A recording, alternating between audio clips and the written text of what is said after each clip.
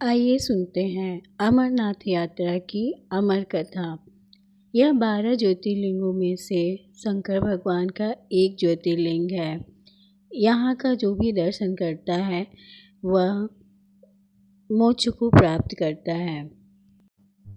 यह जम्मू एंड कश्मीर की राजधानी श्रीनगर में स्थित है। एक बार माँ पार्वती ने बड़ी उत्सुकता से महादेव जी से यह प्रश्न किया कि ऐसा क्यों होता है कि आप अजर अमर हैं और मुझे हर जन्म के बाद एक नए स्वरूप में आकर फिर से वर्षों की कठोर तपस्या के बाद आपको प्राप्त करना होता है, जिसे वह अमरत्व की कथा के रूप में जानते हैं।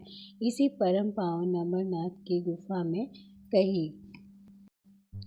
इस प्रकार भगवान शंकर जी ने पार्वती माँ से कहा कि ठीक है, मैं यह कथा अवश्य सुनाऊंगा आपको, परंतु यह कथा सुनने के लिए हमें किसी गुप्त स्थान पर जाना पड़ेगा, क्योंकि वहाँ यह कथा कोई भी पशु पक्षी। इस प्रकार इस पड़ाव का नाम शेषनाग पड़ा। आगे की यात्रा में अगला पड़ाव गणेश टॉप पड़ता है। इस स्थान पर बाबा ने अपने पुत्र गणेश को भी छोड़ दिया था, जिसको महागुना पर्वत भी कहा जाता है। पिस्सू घाटी में पिस्सू नामक कीड़े को भी त्याग दिया। इस प्रकार महादेव ने अपने पीछे जीवनदायिनी पांचों तत्वों को भी अपने से अलग कर दिया। इसके साथ माँ पार्वती संग एक गुप्त गुफा में प्रवेश कर गए। कोई व्यक्ति, पशु या पक्षी गुफा के अंदर प्रवेश कर अमर कथा को न सुन सके, इसलिए शिव जी ने अपने चमत्कार से गुफा के चारों ओर आग प्रज्वलित कर दी। फिर क्या था, फिर शिव जी ने जीवन की अमर कथा माँ पार्वती को सुनाना शुरू किया। कथा सुनते सुनते देवी पार्वती को नींद आ गई और वह सो गई, जिसका शिव जी को पता नहीं चला। भगवान शिव जी अमर कथा सुना रहे थे। इस समय दो सफ़ेद कबूतर श्री शिव जी से कथा सुन रहे थे और बीच बीच में गूं गूं की आवाज़ निकाल रहे थे।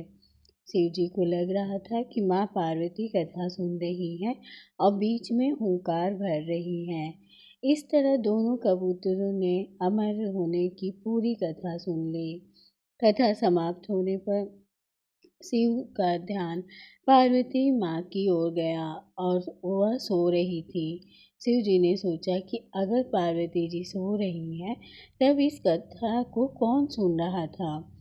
तब महादेव की दृष्टि कबूतरों पर पड़ी। महादेव शिव कबूतरों पर क्रोधित हुए और उन्होंने मारने के लिए तत्पर हुए।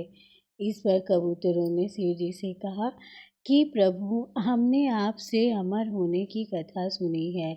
यदि आप हमें मार देंगे तो अमर होने की यह कथा झूठी हो जाएगी। इस पर शिव जी ने कबूतरों को जीवित छोड़ दिया और उन्हें आशीर्वाद दिया कि तुम सदैव इस स्थान पर शिव पार्वती के प्रतीक चिन्ह में के रूप में निवास करोगे।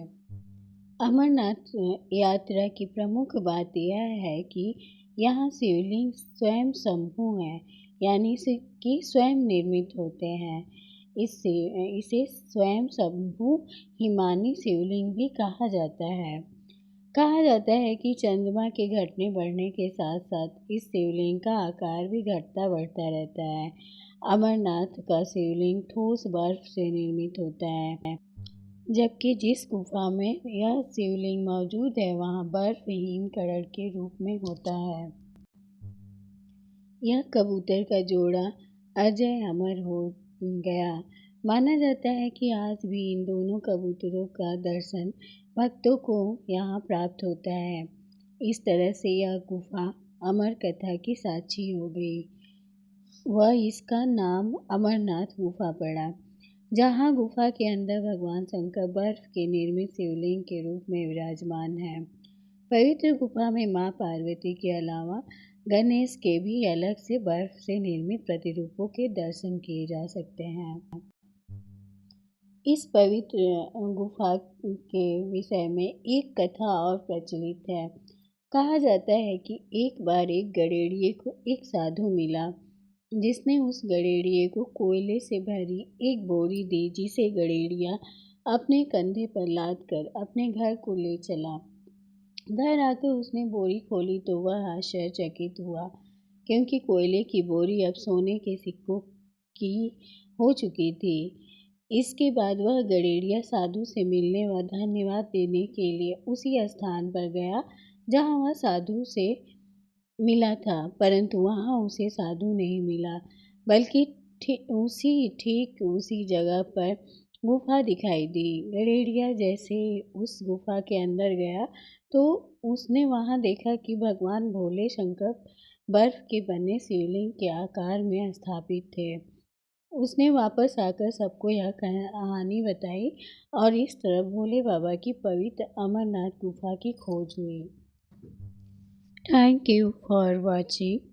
ऐसी रोचक कहानियाँ सुनने के लिए शिव स्टोरी चैनल को लाइक एंड सब्सक्राइब अवश्य करें।